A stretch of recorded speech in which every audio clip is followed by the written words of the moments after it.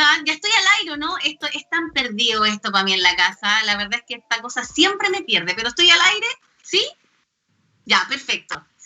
¿Cómo están? Muy buenas tardes, o muy buenas noches en realidad. Muy buen viernes para todas las personas que nos están viendo en este minuto, en sus casas, en sus trabajos, en sus autos, tal vez ahí manejando si es que tienen algún tipo de salvoconducto para salir de la cuarentena.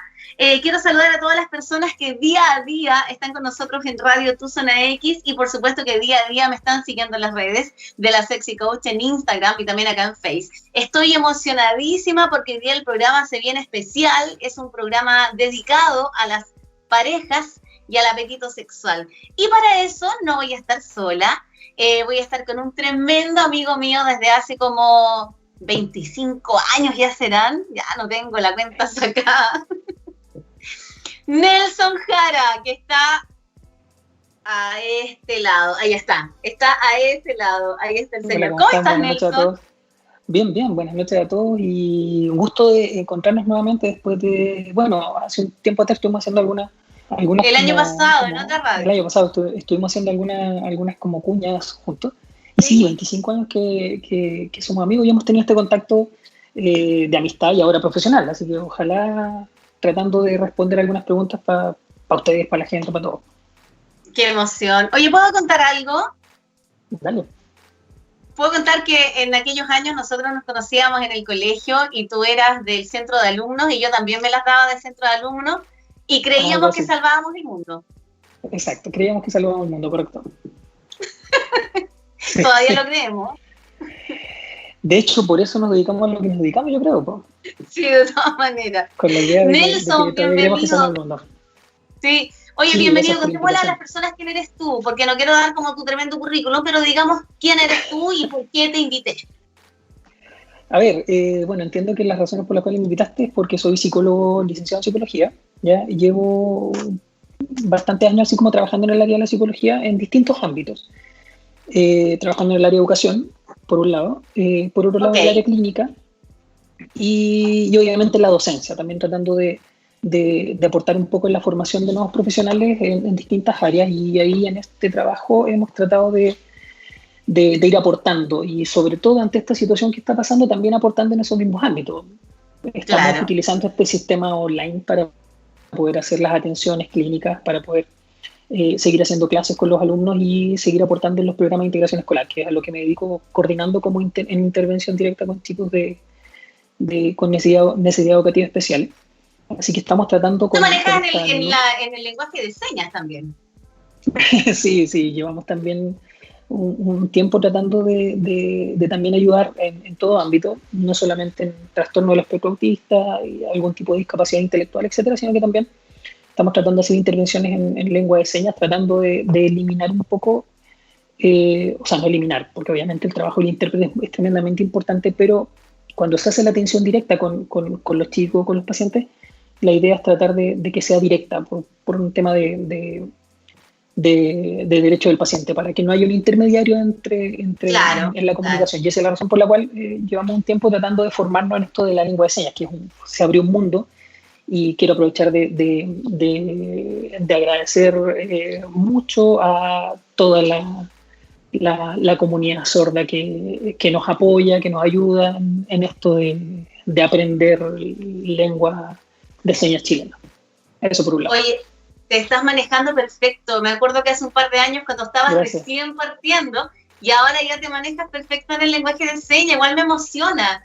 Y yo creo que todos deberíamos aprender eso en algún minuto, porque es parte de nuestra responsabilidad social.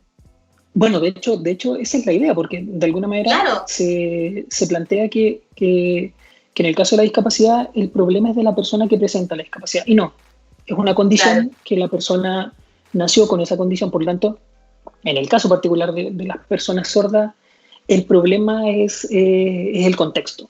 El contexto que no facilita la comunicación. Que no es inclusivo en estricto rigor, aunque la palabra está tan manipulada. Que no es inclusivo, exacto. Entonces estamos intentando nosotros, y yo personalmente, en conjunto con mi familia, con algunos amigos y personas que nos dedicamos al área, tratar de aportar con nuestro granito a ese respecto. Y son personas sordas, no son sorditos, como les dice la gente de cariño. Son sordos. Sordo y Persona sorda, sorda. tal cual. Persona sorda. Exacto. Claro.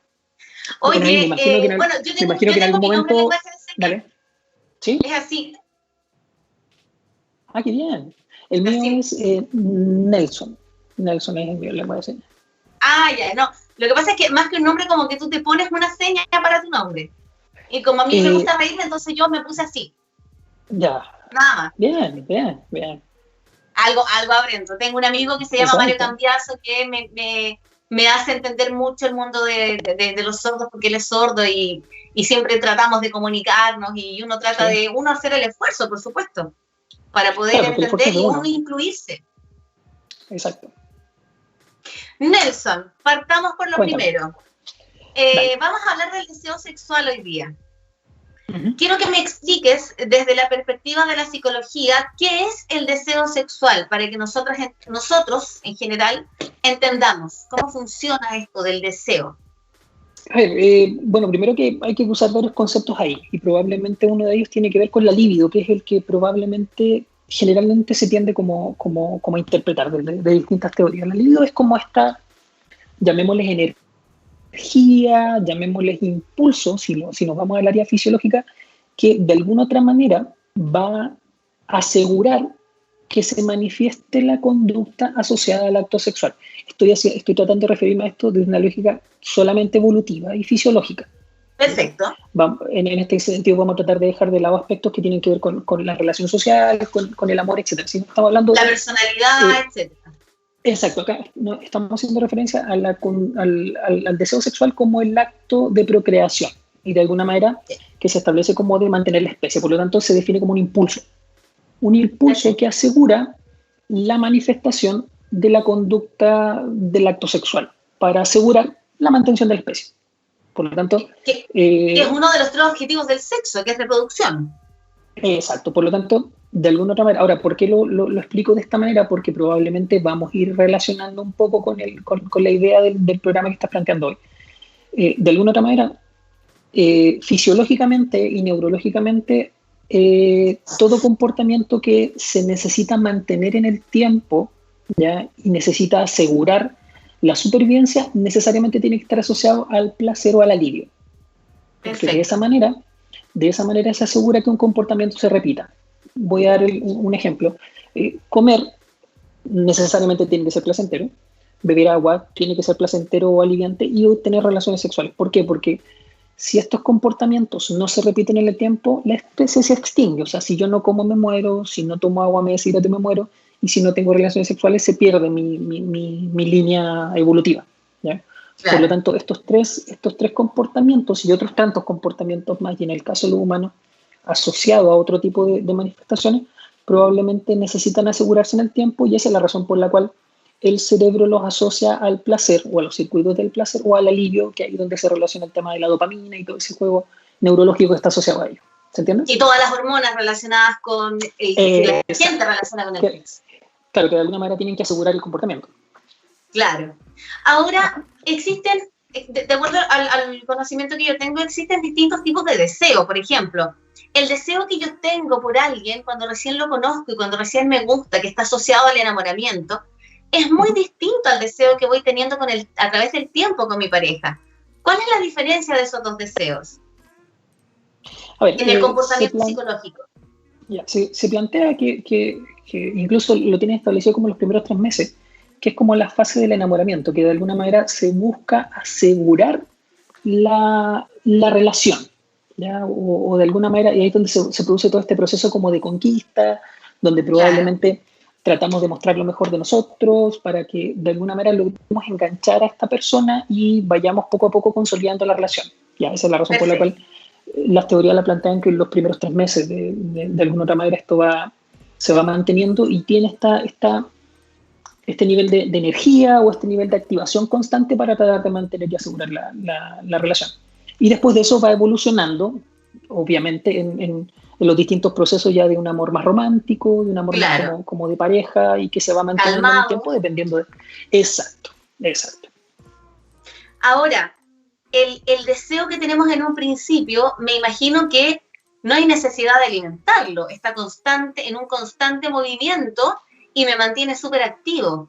pero el deseo de este amor más calmo hay que alimentarlo, a pesar de que es espontáneo o natural. Claro, o sea, de alguna otra manera, y si podemos como referir, así, insisto, desde lo conductual, el alimentarlo como el refuerzo que mantiene ese comportamiento de estar acompañado del otro, de seguir percibiéndolo como una persona que me provoca deseo de estar cerca, que me provoca estas ganas de encontrarme al otro día o de mantenerme en esta relación durante el tiempo. Eso va armando un poco desde la percepción, desde la reacción fisiológica, desde la emoción y desde lo conductual, el asegurar y consolidar un poco la relación en el tiempo. Eso es un poco lo que le cuesta entender a las parejas. Piensan que tiene que ser espontáneo, piensan que el amor es espontáneo. Si bien es cierto, es mágico, pero no puede ser espontáneo. Desde la perspectiva de la psicología, ¿cómo me lo podrías explicar? O sea, pero si yo lo amo y me nace solo, a él también tiene que nacer igual. Es que ahí entramos en un concepto que probablemente se utiliza constantemente, que tiene que ver con las percepciones y la comunicación efectiva. Tenemos que entender que por más que nosotros podamos conocer al otro, no somos adivinos, ¿sí? Y claro, lamentablemente los humanos tenemos un gran problema, somos bastante buenos para suponer, ¿sí? Y en ese proceso de suponer nos pasamos nuestra propia película. Y al pasarnos nuestra propia película... llenamos de información tonta, falsa, errada, estos espacios vacíos de nuestra mente. Exacto, y obviamente ese espacio vacío que voy a completar con algo se va a basar en mi historia y mis experiencias anteriores, por lo tanto hay que tener mucho ojo. Bueno, desde algunas teorías se plantea que tenemos que ser lo más absoluto y concreto posible, de tal manera de que si quiero obtener algo de un otro, ¿ya? Probablemente tengo que enseñarle a que me lo entregue, y eso implica decirlo, y eso implica comunicarlo efectivamente, ¿ya? Por lo tanto, efectivamente, ese es el punto. Comunicar no significa decir, no significa contar. Comunicar efectivamente significa que yo sepa y tenga la certeza de que el otro recibió mi mensaje como yo quería que lo recibiera. Exacto. Y a la vez que se refuerce la respuesta, así como se dice, acertada o asertiva del otro para que se mantenga ese comportamiento en el tiempo. Lo que comentábamos recién, si yo me siento gratificado por el comportamiento que manifesté, probablemente lo voy a mantener en el tiempo, concreta y objetivamente. Claro. Y ahí se va construyendo a distintos niveles. Hoy día me preguntaba un paciente y me decía, a ver, Cintia, pero ¿cómo logro que mi mujer siempre me desee? Que mi mujer, porque ojo, que las mujeres creen que son ellas solamente las que tienen estos problemas, y yo tengo muchos pacientes hombres con los mismos problemas que tienen las mujeres, la inseguridad. ¿Cómo logro, me decía, mantener en el tiempo el deseo de ella por mí? ¿Cómo le podemos explicar a la gente que eso no depende solo de ti? Porque el trabajo en pareja es en equipo. Y es una construcción, claro. Interesante, o sea, probablemente solucionaríamos una serie de conflictos si encontráramos la respuesta. Ahora, claro. Exacto, ahora, tenemos que entender que probablemente el deseo tiene mucho de secreto, de intimidad. Por lo tanto, la intimidad implica necesariamente algo oculto, que no estoy entregando constantemente. La conquista tiene que ver con eso. Sí, yo siempre trato de dar explicaciones evolutivas como para tratar de dos cosas. Una, entregar como información que está probada, por un lado, y segundo, para no entrar en susceptibilidades ni dañar como la percepción romántica que las personas tenemos, y eso es razonable. Ahora, si te das cuenta, en el acto de cortejo de la mayoría de las especies, hay una intención de mostrar algo que probablemente no estoy mostrando constantemente. ¿Entiendes? Pensemos en un pavo real. El pavo real constantemente tiene las muestra guardadas. Y las muestra en algún momento ante la pareja que quiere conquistar, ¿ya? En la casa, ellos lo muestran en la casa. Exacto, o sea, entonces... en la casa reproductiva. Exacto, ahora, probablemente nosotros los humanos no tenemos algo muy distinto de ellos. Probablemente nos hemos ido deshumanizando un poco, y eso probablemente hace que el coqueteo se pierda, que yo tratar de jactarme o mostrar un poco mis características, tanto físicas como estéticas, probablemente eso hace que yo vaya reencantando al otro, y eso implica cosas como como no aceptar y asumir que si tengo pareja la tengo ganada, sino que estar en un proceso constante de conquista, y eso implica estar con gestos tiernos probablemente, con comportamientos secretos, con... Puede ser, Nelson, que en esta como cultura del merecer, que la encuentro muy válida, pero las mujeres, y muy pocos hombres, más las mujeres, están mucho trabajando en el merecer. Yo merezco esto, yo soy la merecedora de esto, yo merezco algo bueno, no te merezco a ti. Y en este merecer caemos un poco en la soberbia de no ganar también algo, en el exceso de merecer. Es que probablemente una persona que construye una relación bajo esa idea, probablemente está constantemente suponiendo y actuando emocionalmente y conductualmente en base a esa idea. ¿Me entiendes? Perfecto. Esa idea base que tiene que ver con que las cosas son de una sola manera y no de otra, probablemente la hace, primero, limitarse solamente a esa manera de resolver y mantener una relación y no buscar alternativas, uno. Segundo, probablemente si eso no resulta y no ocurre como ella espera, probablemente estamos constantemente en procesos de frustración y de desencanto, si lo pudiésemos llamar así. Esperar. Exacto, y a lo mejor en ese proceso de esperar y respondiendo a otros como exigencias sociales, probablemente terminamos aceptando lo que está más a mano y probablemente no buscamos un poco más allá de lo que yo quiero, no de lo que merezco, sino que de lo que yo quiero para mí. Y ahí entramos en esta lógica nuevamente del deseo, de la expectativa y de cómo voy manejando esa idea que hace que yo perciba una relación o la conquista o mantener una relación de una determinada manera, creo. Ahora, yéndonos un poco a lo que estamos pasando y lo que estamos viviendo. Estamos en cuarentena. Si bien es cierto, hay personas que tal vez han mantenido su trabajo, pero ya no podemos salir, ya no podemos recrearnos. Muchos trabajos están haciéndose desde casa con el teletrabajo. A muchas personas le han reducido los horarios, por lo tanto, hoy día tú compartes más horas con tu pareja en la casa. Y eso un poco ha hecho disminuir la libido, nos ha estresado sexualmente. ¿A qué se debería que una cuarentena, que un encierro, haga que nos estresemos sexualmente y que no tengamos deseos de sexo?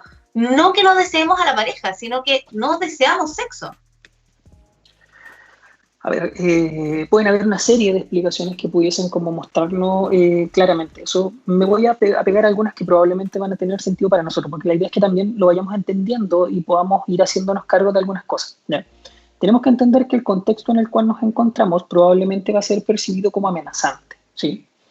Generalmente nuestro sistema, cuando se ve amenazado o percibe amenaza, activa todas las alertas posibles, ¿sí?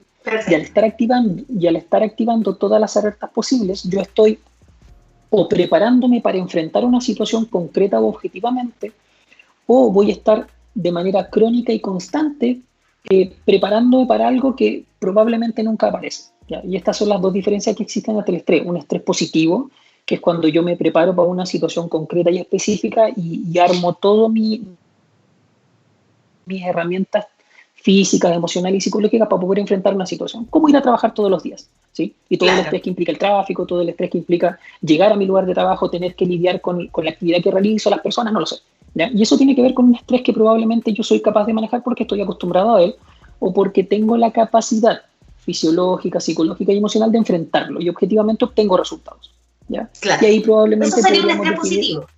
Un estrés positivo, que probablemente ahí podríamos definirlo como que lo moviliza la dopamina y como probablemente manifiesta un comportamiento y obtengo buenos resultados. La dopamina me asegura y me empuja que yo logre ese comportamiento o logre ese objetivo, si lo pudiesen poner así, ¿sí? Es como cuando decimos, me encanta trabajar bajo presión. Por ejemplo, claro. Sí, hay una mezcla de ambas cosas que probablemente ninguna de las dos te lleva a un manejo adecuado. Ya. Claro. Y por otro lado tenemos el estrés más negativo que tiene que ver con con un constante esfuerzo que se llega a ser como desgastante y probablemente ahí es cuando hormonalmente se empiezan a generar sustancias neuroquímicas que probablemente son más dañinas para el organismo, ¿ya? Es como cuando entonces es químico al final.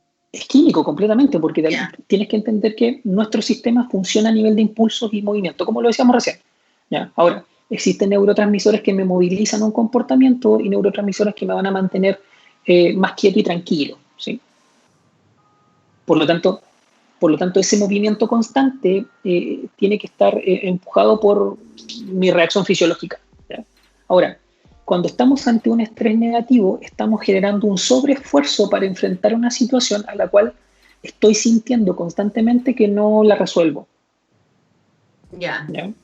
Y eso probablemente puede estar alimentado por la incertidumbre, ¿no? Porque no sé lo que va a pasar. Estoy constantemente Hoy día vivimos alerta. en ese escenario de la incertidumbre. Exacto, entonces, porque estoy constantemente en una alerta ante algo que no sé si se va a resolver, no sé si me va a pasar algo. Entonces, salimos a la calle, a quienes les corresponda salir a la calle con una ansiedad constante, ¿sí? A pesar de que intentamos manejar algunas situaciones, pero aún así estamos en un proceso de... complejo. Exacto, o sea, no sé lo que va a ocurrir mañana, por lo tanto estoy constantemente en un estado de alerta, por lo tanto mi organismo está todo el día, como se dice, preparado para enfrentar una situación que considera amenazante, ¿ya? Y generalmente la respuesta más primitiva del organismo es la huida o el ataque, ¿ya? Claro, y en esas dos reacciones... Sí. Es muy animal, pero es muy de ser humano. Exacto, porque de alguna manera, si bien yo racionalmente entiendo que tengo que tomar medidas, entiendo que tengo que lavarme las manos, entiendo que tengo que mantener una distancia específica, usar mascarilla, etcétera, eso lo comprendo racionalmente. Pero la parte más primitiva de mi cerebro, que es la que está como más hacia el centro, si se le puede decir así, es la que hace reaccionarme conductualmente y evolutivamente, ¿ya? Que es la parte más primitiva. Entonces, eso me hace entrar en pánico, porque de alguna manera esa parte más primitiva de mi cerebro necesita asegurar la especie. Claro, tienes razón, mira, no lo había visto así. Y va a tomar medidas para escapar de la situación o enfrentarla. Y esas dos medidas necesariamente implican un esfuerzo fisiológico tremendamente alto ante una amenaza que no veo físicamente. Veo las noticias y pero la siento o la percibo o creo que es así. ¿Me entiendes? Porque es el problema que tenemos los humanos. Los humanos creemos que hay ciertas cosas que puedan ser amenazantes. No niego en la situación en la cual estamos, pero para que se entienda la idea. Porque objetivamente un antílope tiene la amenaza directa. Él percibe en el movimiento de las plantas que se acerca a su depredador. Y automáticamente su cuerpo es constante, además. Él también la ve de vez en cuando. Exacto, pero sin embargo el antílope cuando logra escapar, con esa movilización fisiológica logra escapar y percibe que su depredador ya no está, libera esa energía porque ya la gastó. O sea, acumuló energía. ¿Qué quiere decir? Preparó sus patas para salir corriendo, ¿sí?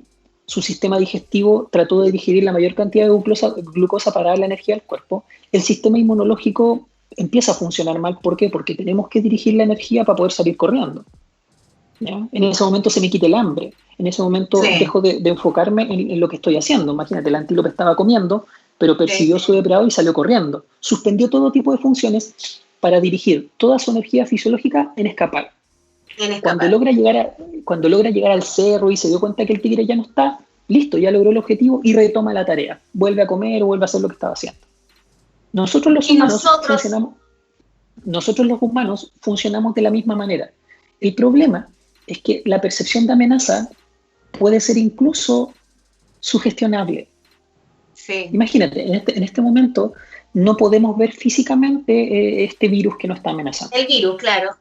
Por lo tanto, estoy percibiendo potenciales riesgos en todo momento y en todo lugar. Y en todas las personas. Y en todas las personas. Entonces puede que objetivamente yo me mantenga tranquilo en mi casa. ¿Por qué? Porque tengo control sobre eso. Pero si tengo una persona que está constantemente saliendo a trabajar, esa es mi situación amenazante y la estoy percibiendo constantemente. Ahora, tú aunque sea la persona que yo amo. Exacto. Entonces, tú lo comentabas recién. Cuando existe riesgo potencial de perder el trabajo, porque acabamos de ver en las noticias que hay recesión económica, automáticamente aparece una potencial amenaza. Y mi organismo automáticamente intenta asegurarse. Si me están diciendo que posiblemente esto se va a alargar unos 4 meses más, y automáticamente pienso, pucha, ¿qué voy a hacer con las cuentas? El colegio de los niños, etcétera, etcétera. Y empiezan a aparecer amenazas que, si bien no son concretas y objetivas, mi mente las hace concretas. Entonces, esa situación que es amenazante, mi organismo lo hace real y reacciona y se prepara para esas potenciales amenazas.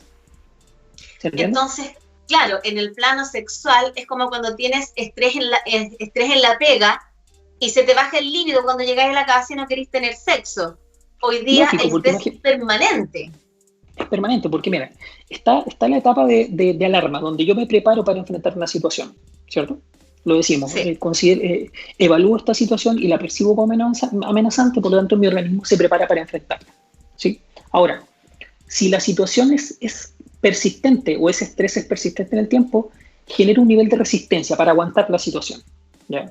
Me voy al trabajo, por ejemplo, aparte de lo estresante que es mi pega, tengo que lidiar con esto de la voy a perder el trabajo, más encima tengo que cuidarme de no contagiar a nadie, etcétera, etcétera. Entonces resisto esta situación.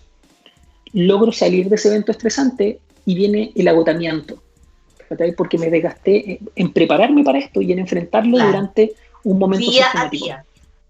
Día a día y probablemente durante todo el día. Por lo tanto, la base de agotamiento necesariamente me desgasta físicamente.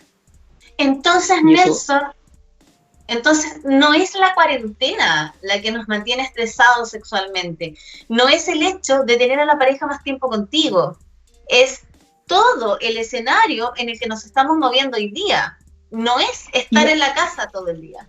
Y desde la lógica cognitivo-conductual, la percepción de amenaza que estoy encontrando en toda esa situación que tú describes. Claro. Por eso entonces, probablemente... Jamás voy a andar caliente en una situación así, pues obvio. En lo último que va a pensar el cuerpo es en el placer. Exacto. ¿Por qué? Porque estoy tratando de resolver algo que en ese momento es más importante, que es asegurar la existencia o asegurarme, ponte tú, de que como estoy pensando en si voy a tener trabajo, tengo que asegurar eso primero. Me imagino que en algún momento conversamos o han hablado de las necesidades que establecemos las personas. Sí, lo hablamos en muchas oportunidades. Claro, y que hay necesidades que son prioritarias, ¿cierto? Sí. Ya están las necesidades de tipo básica, que si están satisfechas recién podemos ir satisfaciendo necesidades un poco más lo elaboradas. Que viene más arriba. Exacto, o la autorrealización, que sería como... Que llaman. La pirámide de Maslow y todas esas que te pasan en el colegio. Exacto. Por lo tanto, una persona que no tiene para alimentarse y no está teniendo la posibilidad de salir a trabajar, no está logrando satisfacer necesidades básicas de alimentación o de seguridad. Por lo tanto, no puede subir. Exacto, no puede pensar en satisfacer necesidades que están a otro nivel, porque tiene que priorizar estas para asegurar el ponerle más atención a esas otras necesidades. Además que el placer, a pesar de que el placer es físico, el placer entra por la mente. Entonces, si tengo la mente ocupada en otra cosa, tengo la puerta cerrada para el placer y no lo dejo entrar, y no lo dejo entrar, y no lo dejo entrar. Y hago el juego a la inversa, que digo yo, porque normalmente como genitalizamos el sexo, nos metemos el sexo por abajo y tratamos de que salga por arriba. Pero el juego es al revés. Tiene que entrar por arriba. Y aparte que también tenemos que tener en cuenta que vivimos en una cultura que probablemente la sexualidad está considerada como algo probablemente no prioritario. Claro. ¿Me entiendes? Porque, ojo, mira, tomando en cuenta eso que tú me estás diciendo, si lográramos tener la capacidad de entender y racionalizar todo eso que tú nos has dicho, que es mucha información para alguien que tiene muchos problemas, y lo tenemos muy claro, pero si las personas lograran racionalizar eso que tú nos estás explicando, podríamos incluso utilizar el sexo para relajarnos. Claro, completamente de acuerdo. Se podría, ¿cierto? Completamente de acuerdo. O sea, ahora, tenemos que tener en cuenta que como reaccionamos más emocionalmente, lo racional de repente queda un poquito de lado. Ahora, tenemos que, o sea, si pudiésemos establecerlo como estrategia, tenemos que considerarlo como parte de una dinámica. ¿Ya? Justamente, sí. Como parte de una dinámica para que... Lo que pasa es que la gente, bueno, no la gente, el ser humano en general, si bien es cierto el sexo es muy mecánico, también es versátil y requiere de un montón de adornos, entonces no logran racionalizar algo que podría ser muy racional y muy práctico, pero les cuesta porque le metemos sentimientos, le metemos emoción, le metemos problemas, y le metemos genitales, no le metemos mente. Es que probablemente la manera de hacerlo, la manera de que se mantenga en el tiempo implica meterle sentimientos asociados, ¿me entiendes? Ahora, claro, ¿qué es primero? Y ese es el desafío. Es el desafío. Sí, claro, si yo lo racionalizo y establezco que si el tener una vida sexual de este tipo me va a facilitar el sentirme bien físicamente, ahí estoy aplicando lo racional. Ahora, que lo logre tiene que ver con el apego emocional que le estoy dando a ello. Y eso lo mantiene, porque puedo ser súper consciente y objetivo en incorporarlo. Ahora, ¿cómo se mantiene en el tiempo? Ahí es donde vamos incorporando la sensación física, la sensación emocional y esta lógica más psicológica y emocional del tema. Mira, yo hice una lista como de consejos y un poco de tips que tienen que ver como para las parejas en general, pero armemos un poco el escenario en cuarentena para que nuestra libido vuelva, para que nuestro apetito sexual vuelva y podamos nuevamente sentirnos excitados. Expliquémosle a las personas primero que el deseo es una cosa y la excitación es otra. Yo me siento deseosa cuando tengo ganas de tener sexo, pero estoy excitada cuando, por ejemplo, mi vagina está lubricada y cuando tu pene está erecto. Eso es la excitación, que se logra cuando podemos trabajar un buen apetito sexual, que es el deseo. Entonces, como estamos trabajando mal el apetito sexual por todo lo que tú nos explicaste en este escenario tortuoso que estamos viviendo, de incertidumbre, puse una lista un poco de cosas que pueden hacer las parejas para que podamos hacer volver el apetito sexual. Y quiero que tú le vayas dando como tu perspectiva psicológica, ¿te parece? Vale. Vamos con la primera foto. Tenemos a un DJ allá en Colchuraba, muy lejos. Ya. Sí, te las mandé el correo. Me está hablando por interno. Tenemos Sonopront inalámbrico. Yeah. De hecho, invisible porque no se ve. Sí, te las mandé al correo. Bueno, pero mira, mientras las cargamos, en la primera foto yo decía equipo. Puede que mi mujer tenga problemas con el apetito sexual, pero yo no. Puede que yo tenga problemas de apetito sexual con la cuarentena, pero mi pareja no. Sin embargo, el sexo o la sexualidad de pareja es en equipo. ¿Por qué tiene que ser en equipo, Nelson? A ver, hay que entender que nos podríamos poner de la lógica del complemento, ¿ya? Que de alguna otra manera, cuando una de las partes no está resolviendo adecuadamente una situación, probablemente va a tener un apoyo. ¿Ya? Cuando hablamos de complemento, quiere decir que las habilidades que yo no soy capaz de desarrollar, probablemente mi pareja es capaz de complementarlas. ¿Sí? Perfecto. Esa es la razón por la cual podríamos suponer que esta persona me resultó atractiva, porque tiene algo, ¿ya?, lo cual me llama la atención, o tiene algo de lo cual yo carezco y ella me complementa. Perfecto. ¿Ya? Ahora, o sea, probablemente... Dale. Disculpa, hay una cosa que yo siempre pongo como ejemplo cuando le digo a las parejas que tienen que trabajar esto del equipo. Yo, por ejemplo, en fútbol, que no me manejo en fútbol, créeme que no me manejo en nada, pero yo como futbolista yo podría perfectamente entrenar a solas en mi casa, pero mi trabajo es en equipo. Yo cumplo un rol en el equipo. Si yo no hago lo que tengo que hacer en la cancha, mi equipo no va a funcionar. No solamente necesitamos un DT o un director o un líder, también me necesitan a mí, aunque yo esté en la banca. Lo mismo es con la pareja, ¿cierto? Puede que yo no tenga apetito sexual, pero si mi pareja tiene, me tengo que apegar a la capacidad que él tiene de tener apetito y yo también un poco alimentarme de eso. ¿Se puede hacer eso o al revés? Es que tenemos que partir de una base que si probablemente una persona está teniendo dificultades para el manejo de su apetito sexual es porque algo le está ocurriendo a nivel fisiológico, psicológico y emocional, ¿ya? De lo cual probablemente no es consciente, o puede que sea consciente, pero se le hace difícil manejar, ¿ya? Por lo tanto, este equipo del cual tú hablas o esta pareja te está mostrando cómo recuperarlo, ¿me entiendes? Y probablemente lo que yo no estoy sabiendo encontrar fácilmente no me lo puede mostrar el otro, ¿se entiende? Perfecto. Mira, hay una cosa que yo siempre también trabajo con las parejas y les digo que el apetito sexual se alimenta constantemente y a veces lo tenemos, pero tenemos la cabeza en tantos lados que nos cuesta retomarlo. Y es súper bueno como un poco como dato, como consejo para las parejas, saber que no estoy conectada, pero manifestar mi no conexión. Y mi pareja, cuando escucha que yo no estoy conectada o conectada, tiene que entender que como integrante del equipo, tiene que ayudarme a tomar esa conexión con el apetito sexual. Y eso es equipo, ¿no?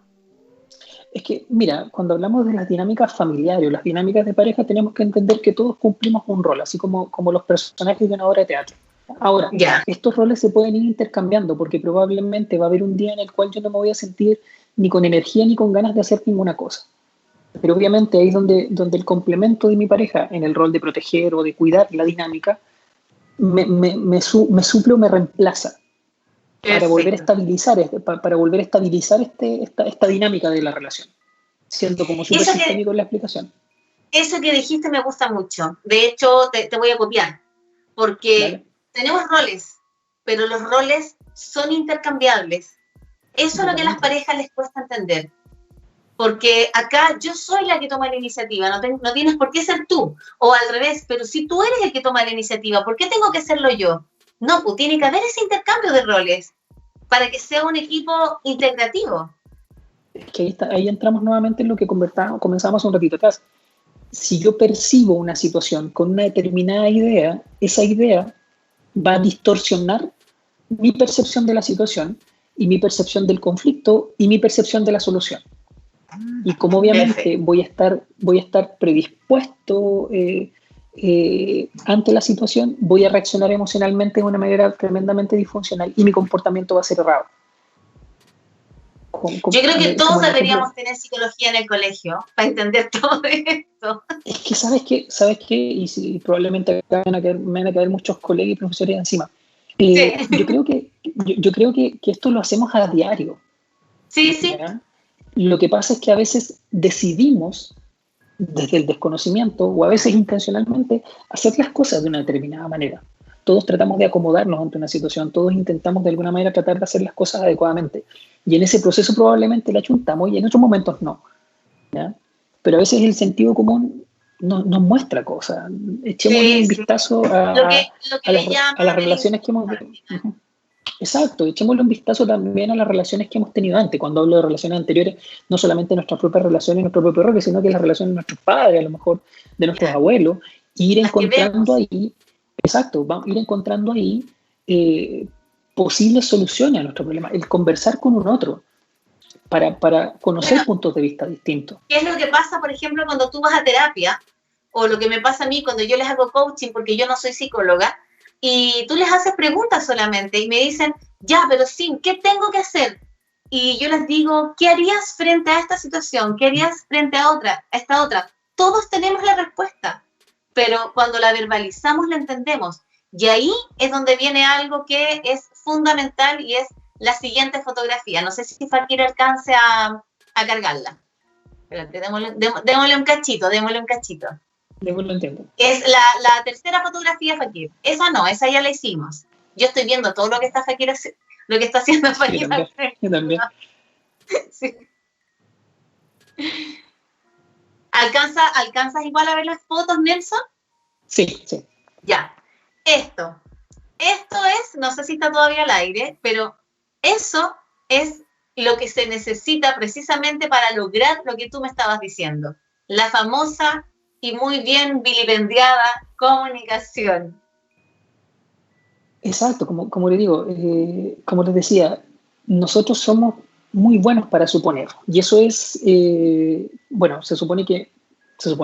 Nosotros suponemos por una lógica. De alguna manera, cada vez que enfrentamos una situación nueva, mi cerebro automáticamente intenta familiarizarse con esa nueva situación, ¿ya? Y obviamente para hacer conocida esa situación, para familiarizarse con ella y establecer la respuesta más adecuada para poder resolver esa situación, probablemente voy a tratar de revisar en mi historial de situaciones la que más se le parezca. Por muy desconocido que sea lo que me estoy enfrentando, voy a tratar de utilizar la información que manejo, de mi historia, de lo que me contaron, de lo que alguien hizo, etc. Y eso lo voy a utilizar como idea para poder resolver esta nueva situación, ¿ya? Puede que la acierte o puede que no. Por lo tanto, generalmente nuestro cerebro va a tratar de rellenar ese vacío con alguna película que tuvo, con alguna experiencia que tuvo. Exacto. Entonces, lo importante es tratar de hacerlo... con lo que yo al final, con lo que yo quiero. Exacto. Ahora, tengo que intentar hacer lo más objetivo posible la percepción de esa situación para que se acerque lo más que se pueda a la realidad. Como decíamos recién, yo no soy adivino, por lo tanto, ante algo que no sé, tengo que preguntarlo. Y probablemente voy a esperar que la otra persona, dentro de sus habilidades, pueda darme una respuesta ante ello. Para poder, como se dice, acertar ante lo que están esperando de mí. Porque tú sabes que las expectativas versus realidad hay diferencias tremendas. Y probablemente hay un señor que planteaba de que la fórmula de la felicidad es precisamente considerar la expectativa que tengo y disminuir la diferencia que existe con lo que realmente ocurre. Cuando yo logro disminuir esa brecha entre lo que espero y lo que realmente ocurre, voy a ser paulatinamente mucho más feliz. Equilibrar. Bueno, exacto. Es un equilibrio al final, lo que le llamamos equilibrio emocional. Ya, entonces, ¿cómo poder ahora, en la situación en la que estamos viviendo, cómo poder manejar el tema de la comunicación? Sabemos que es fundamental y siempre lo hemos sabido, pero hoy día, precisamente, en los escenarios de incertidumbre que estamos viviendo, en la cantidad de preguntas que nos estamos haciendo, ¿cómo yo trabajo? Hago preguntas, digo lo que siento, porque en el decir lo que siento, muchas veces también la cago. De hecho, es el concepto técnico de los conflictos, el cagarla, derechamente. Pero mira, claro, analicemos una situación cotidiana. Puede que mi pareja o uno de los integrantes de la familia llegue con una mala disposición o pase o entre automáticamente a la casa sin saludar a nadie. Automáticamente las personas que hacemos, filtramos inadecuadamente o percibimos ese comportamiento de manera inadecuada. Automáticamente, ¿qué vamos a hacer? Vamos a describirlo de una forma como una característica de personalidad. Vamos a decir, oye, que es desubicado. Oye, mi que es roto. Exacto. Cuando no sabemos lo que le puede haber ocurrido a esa persona que generó ese comportamiento. Por lo tanto, puede que esa reacción que la persona esté teniendo no tenga que ver con una actitud en particular. Tiene que ver con tiene que ver conmigo. Tiene que ver con el contexto. Por lo tanto, estamos en una situación la cual constantemente nos está afectando el contexto. Por lo tanto, si yo estoy ansioso, si yo estoy irritable, si yo estoy triste, probablemente necesito identificar primero lo que me está ocurriendo, porque no es obvio, porque ni siquiera es obvio para mí, que estoy aprendiendo a manejar esta situación del contexto. Por lo tanto, el dar espacios para poder escuchar al otro, para poder contar realmente lo que le ocurre, con preguntas súper simples, y dejar que seamos capaces de contar lo que nos ocurre sin emitir juicios. Porque eso es lo que le cuesta más a las personas, los juicios. Exacto. Creer que lo que estás diciendo tiene que ver contigo. Exacto. Y principalmente tratar de no dar soluciones inmediatamente, sino que tratar de entender. Incluso hay técnicas como simples que nos pueden permitir de notar que te estoy escuchando, incluso con quedarme en silencio y asentir con la cabeza para que la otra persona logre percibir que estoy poniendo atención. Escucha activa, exacto. Y en ese momento... respondiendo. Exacto, y probablemente en ese momento la misma persona que está expresando va a poder descubrir lo que realmente le ocurre. Porque como tú decías recién, en ese relato que voy haciendo, voy construyendo y reconstruyendo lo que me está pasando. Por lo tanto, voy releyendo ese episodio que me viví y lo voy percibiendo de una manera probablemente un poco más racional. Y ahí voy descubriendo cuáles son las cosas que realmente me incomodan. Pero tengo que tener ese espacio. Oye, eso implica... Dale. Me pasa un poco que lo que me cuenta la gente de lo que les está pasando, de esta inapetencia sexual, que dicen, es que no sé lo que le pasa, no sé lo que tiene conmigo, yo no sé por qué no me tiene ganas. Pero nunca preguntan. Y eso es comunicación. Y si te das cuenta, tiene que ver un poco con lo que conversábamos al comienzo, cuando empezamos con esta conversación de la discapacidad, que probablemente lo que le está ocurriendo, sí, es un problema, es una situación que nos genera conflicto, pero ¿qué puedo hacer yo para resolverlo? Porque probablemente, si esa persona tuviese la solución, no tendría ese problema, no tendría el conflicto. No, por supuesto que no. Por lo tanto, en conjunto tenemos que descubrirlo. Y volvemos al concepto anterior del equipo. Si somos pareja, somos equipo. Y probablemente eso que me está incomodando del otro es un reflejo de mí mismo, porque por algo me incomoda. Claro. Exacto. Entonces ahí entramos, obviamente. Ahora, sí es importante, y ahí entramos un poco en muchas de las sugerencias que se han dado durante este tiempo, tratar de ir como acortando las situaciones de incomodidad, y eso implica tratar de mantener las rutinas lo más parecido posible a lo que hacíamos antes, ¿ya? Por ejemplo, levantarse temprano, exacto, cambiarse ropa, por ejemplo, bañarse, sí, porque por exacto, Dios que sí. los que no nos toca salir, por ejemplo, los que estamos haciendo teletrabajo y no nos toca salir, si no salís no te bañáis, o sea, es loco.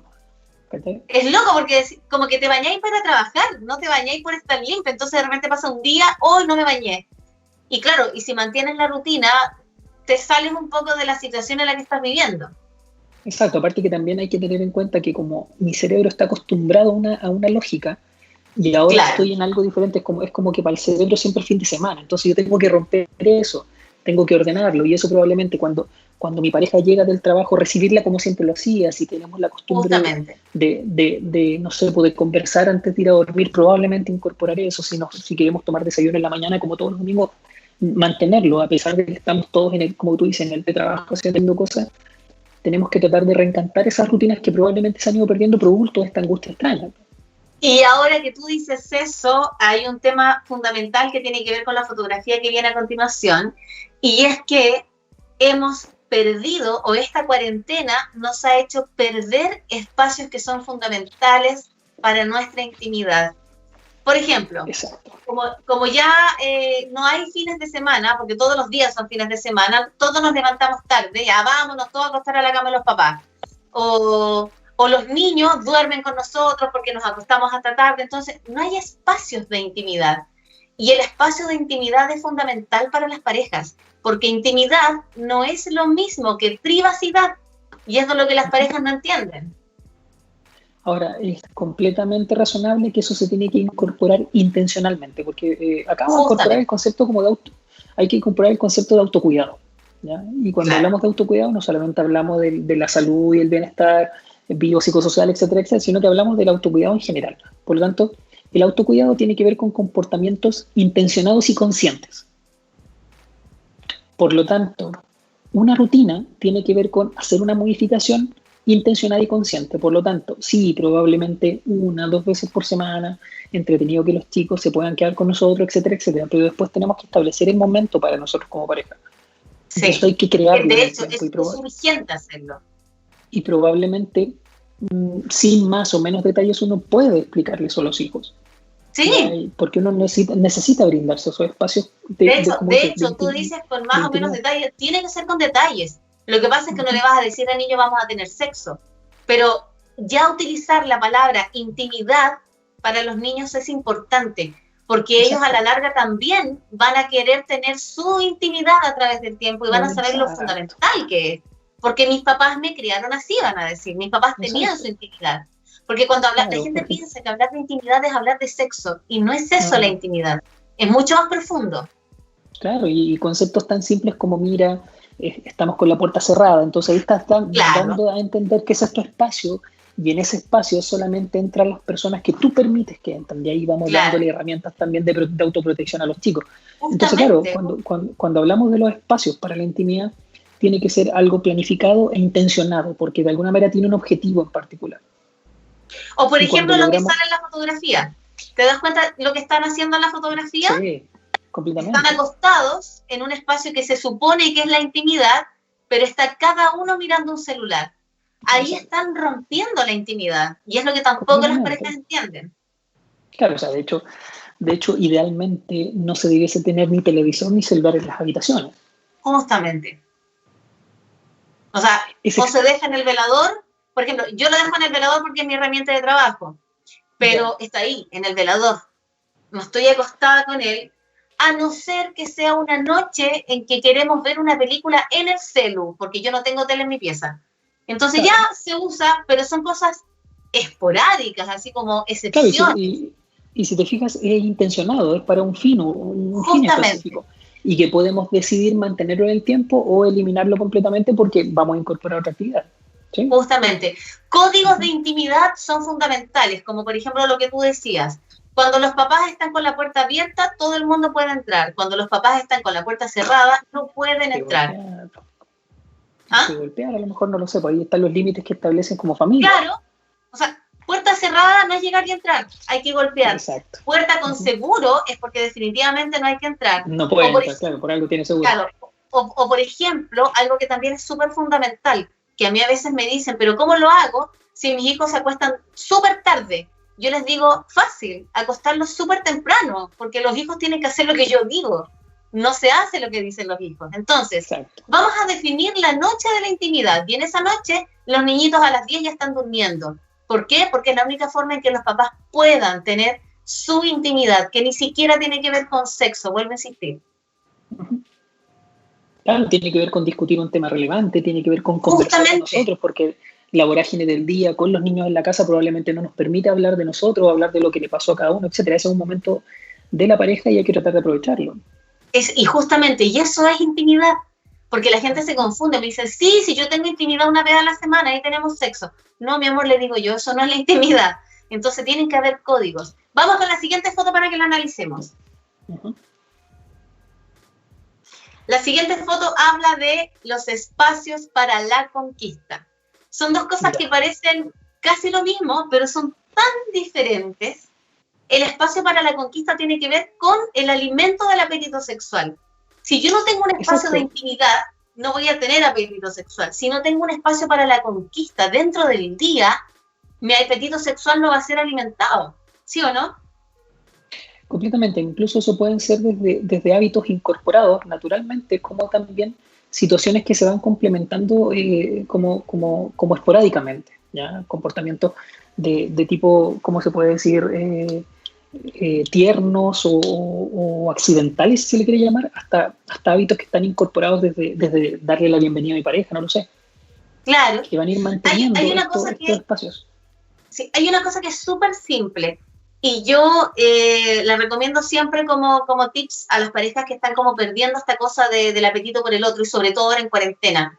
Y hay una cosa que es súper sencilla y la podemos hacer todos y es mirar y acordarte por qué te gustó. ¿Por qué tengo que exigir que el otro me mire? ¿Por qué tengo que exigir que el otro me conquiste? Si yo lo miro y vuelvo al día en que me di cuenta en que me gustó y lo hago todos los días y cada vez que puedo, créeme que el apetito sexual por el otro nunca termina. Pero el juego es de a dos. De hecho, esa es como una de las primeras preguntas que uno hace a las parejas que llegan a consultar. Sí. Una de las primeras preguntas que uno hace es cómo se conocieron. Justamente, y uno nos hace retroceder ahí. Exacto, para tratar de intentar ir un poco más allá del problema que los trajo, sino que recordarse un poco cómo esta persona que probablemente en ese momento no me está gustando, la estoy odiando o estoy teniendo conflicto, es una persona de la cual me enamoré, con la cual hice familia, etcétera, y qué me está pasando ahora, que no estoy siendo capaz de volver a ese momento en particular donde esta persona era todo para mí. Ahora, si nunca haces la pega de volver a ese momento, créeme que te va a costar mucho en el minuto en que lo estás odiando. Porque el concepto, yo tengo un concepto, y esto ya tiene que ver con mi relación de pareja, que tengo un concepto que lo saqué de una serie que yo soy fanática, que uno de los votos que se dijo la pareja en esta serie que yo veo, uno de los votos decía, amarnos incluso cuando nos estemos odiando. En eso hay que trabajar siempre. Es que yo creo que ahí entramos también un poco en lo que tiene que ver con las distorsiones, ¿ya? Porque probablemente cuando estamos en un proceso de conflicto tenemos la tendencia a pensar irracionalmente de que esa persona dejó de quererme en ese momento. Eso es tal cual como tú lo dices, claro, sí, es verdad. Cuando lo que me está pasando, estoy molesto por un comportamiento en específico, por una situación que probablemente me molesta. Ahora, la acumulación de esas situaciones sí probablemente me va a indisponer o me va a predisponer a tener más conflictos, pero es lo que comentábamos recién. Es el contexto el que me está haciendo analizar la situación de manera inadecuada. Es el contexto el que me está teniendo en este conflicto. No es que la persona tenga la intención de levantarse en la mañana para joderme el día. Hay algo que ocurre que interfiere en nuestra dinámica de relación. ¿Y qué es lo que las personas creen? No, este o esta me jode la vida siempre. Estaba eso. Claro, como si fuera una característica de personalidad. Y no, probablemente tiene que ver con el contexto, con algo que está ocurriendo. Y en esta situación probablemente en la cual nos encontramos existe una alta probabilidad que aparezcan los conflictos a la orden del día. Justamente. Entonces, en cuarentena hay que trabajar por los espacios de conquista sí o sí, sobre todo en Exacto. pandemia. Más que en cuarentena, en pandemia. En pandemia, exacto. Vamos con la siguiente fotografía. Dale. Esto sí que me lo tienes que explicar tú. ¿Por qué la actitud tiene que ser importante?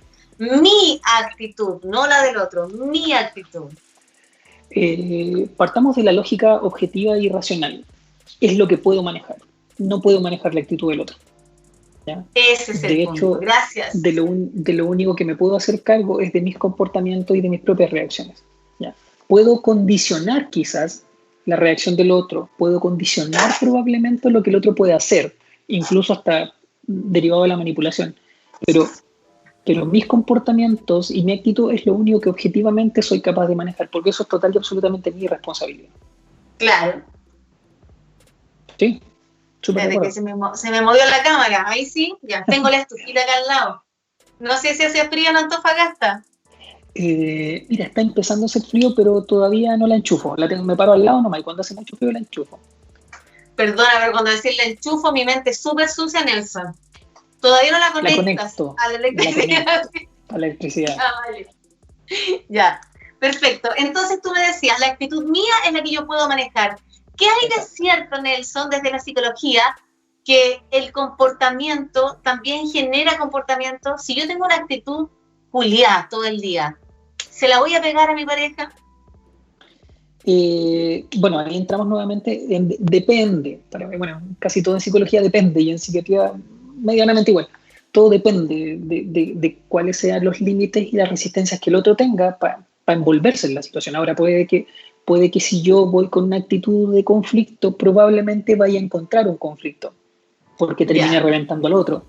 Sin embargo, si la otra persona logra entender objetivamente que no es mi problema, es el otro el que está teniendo la dificultad, o a lo mejor yo no me quiero ver afectado por esta situación, por lo tanto me voy a mantener en este espacio en particular, probablemente puedo no reaccionar de la misma manera.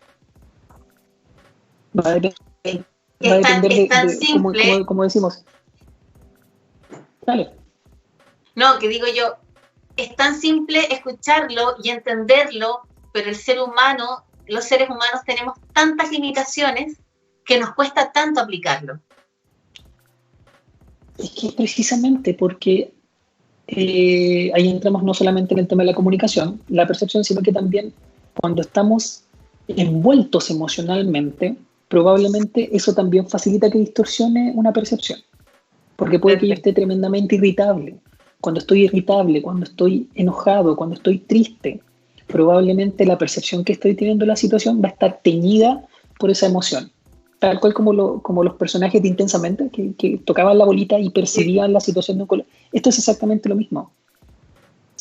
Incluso si yo estoy tremendamente contento y eufórico, probablemente mi percepción de riesgo y de peligro va a ser mínima. Claro. No voy a percibir el problema. ¿Por qué? Porque estoy en un estado emocional que probablemente no me está permitiendo ver un conflicto o una potencial solución. Por eso uno dice, o hay parejas que dicen, dime lo que queráis, estoy demasiado feliz como para que me afecte. Puede ser. Clarificado. Ahí está el desafío y eso probablemente provoca mucho más. Sí. Vamos con la última. Y esta me encanta.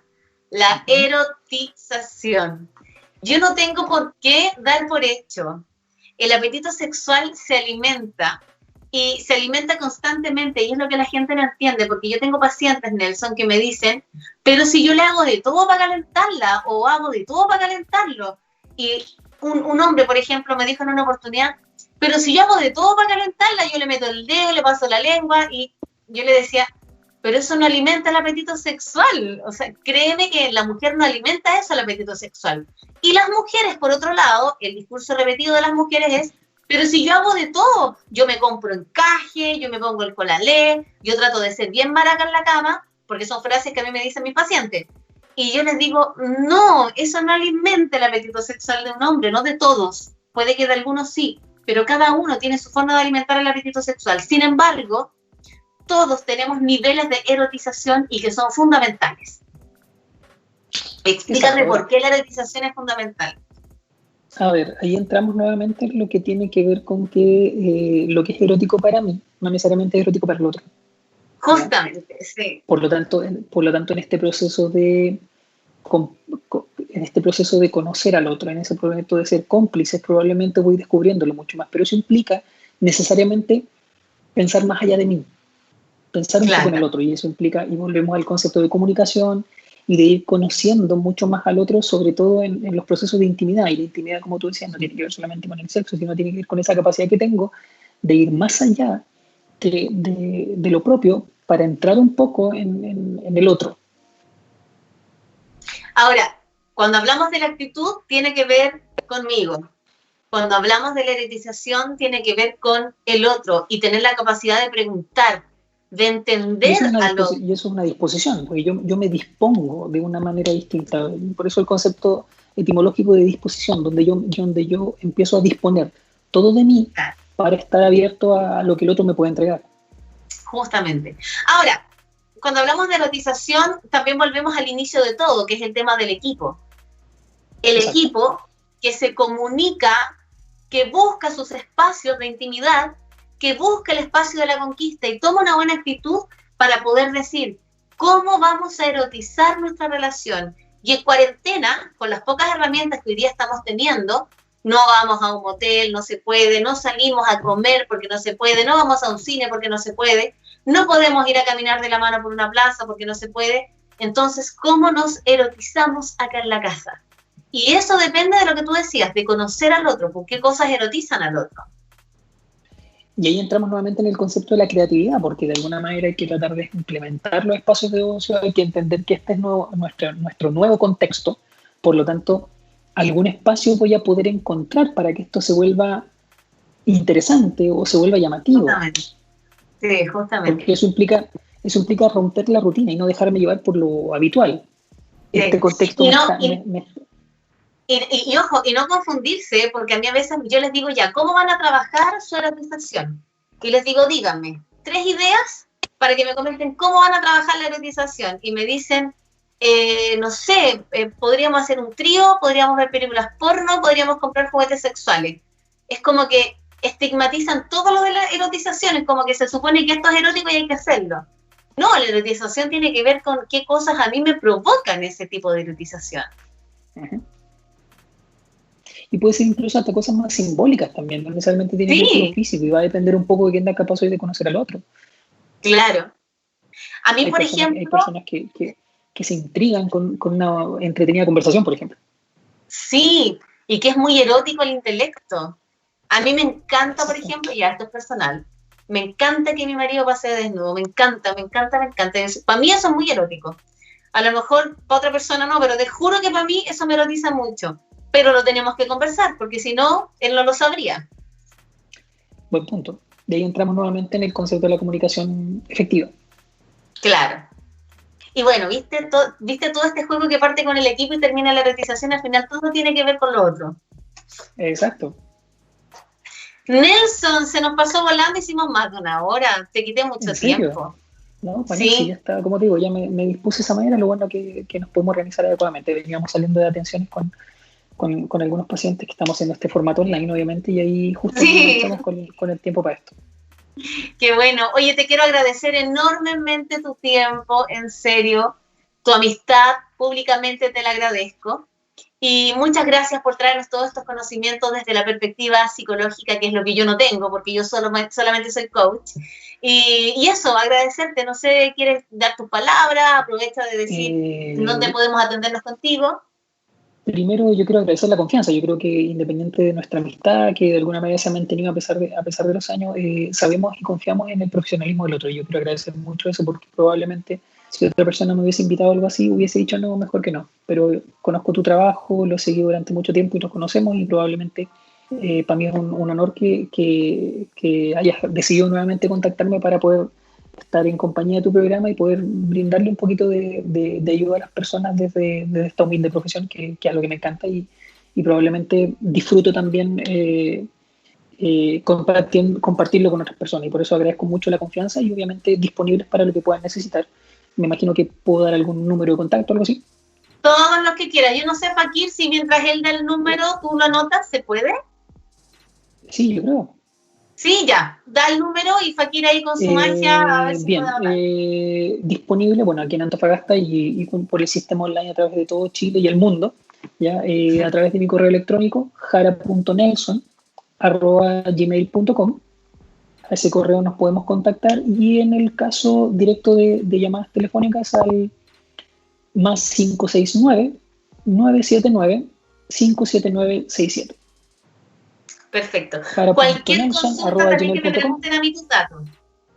Exacto, ¿no? Ahí a través de la SIM podemos estar en contacto ante cualquier duda, cualquier orientación que puedan necesitar, disponibles para todos, sobre todo en estos momentos que estamos tratando de apoyar con un granito de arena para que todo vuelva lo más posible a, no sé si a como era antes, pero por lo menos a un momento de calma que todos necesitamos quizás. ¿Qué tiene que mejorar? No que vuelva a ser normal, no que vuelva a ser como antes, que nos permite evolucionar. Exacto, porque probablemente a pesar de las dificultades que estamos teniendo en este momento, soy un convencido optimistamente que algo vamos a aprender de esto y eso necesariamente necesita cambiar las cosas de aquí en adelante. Sí, yo tengo una teoría al respecto, bueno, no es mía, pero de cosas que voy leyendo. Bueno, muchas personas tienen la teoría conspirativa que nos tienen callados y encerrados en la casa, cosa que respeto mucho porque va a depender del pensamiento de cada uno. Yo siento que, o lo estoy viendo casi como que estamos en el útero. Estamos en el útero en este minuto para nacer de nuevo al final. Estamos aprendiendo, estamos alimentándonos y estamos esperando. Estamos como con todo un proceso de creación, no de creación, ¿cómo se llama cuando estáis en la guata creciendo?